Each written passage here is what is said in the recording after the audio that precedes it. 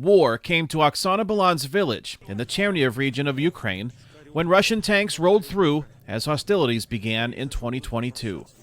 Her family mostly avoided the bombs and bullets that followed, but her 14-year-old daughter Sofia's efforts to document the invasion on social media drew the attention of Russian authorities.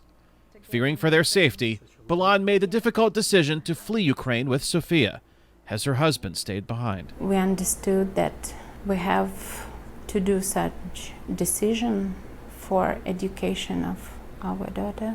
With just a few suitcases, the Balans eventually landed in Chicago in November 2022. They found temporary housing and assistance, thanks in part to the efforts of the nonprofit organization Refugee. We'll have served about 5,000 Ukrainians since the start of this war. Zachary Dimitarko is a communications manager for Refugee, which provides services to refugees from around the world seeking new lives in the Chicago area. We provide cash assistance, enrollment in schools for children, help with tutoring, English classes, volunteers, mentors. Balan says assistance from Refugee, funded by both private donors and U.S. government programs, was crucial during their resettlement, including help securing a new apartment. For newcomers, it's a huge challenge because they don't have social security, any credit score. Maybe they don't have enough salary for that. We worked at it for a few months and we did it.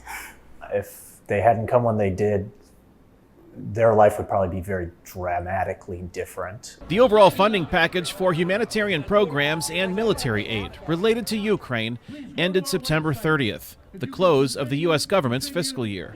The lapse in funding since has impacted Refugee One's ongoing work.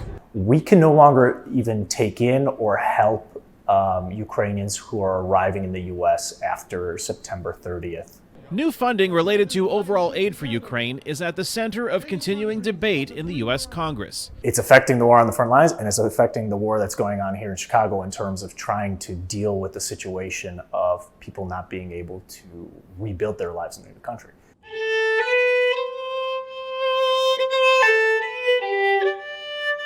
Sofia Balan, now 16, attends the Walter Payton College Preparatory High School and practices the viola with instructors at Chicago's Merit School of Music.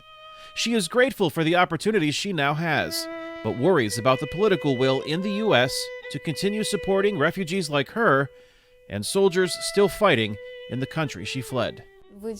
You just turn on the news one morning and watch the news about how the U.S. Senate has run out of everything. And at that moment you wonder, what will happen to my country?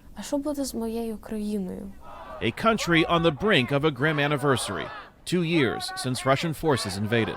The United Nations High Commissioner for Refugees estimates more than 6 million people have fled Ukraine since the war began in February 2022. Kane Fairbaugh, VOA News, Chicago.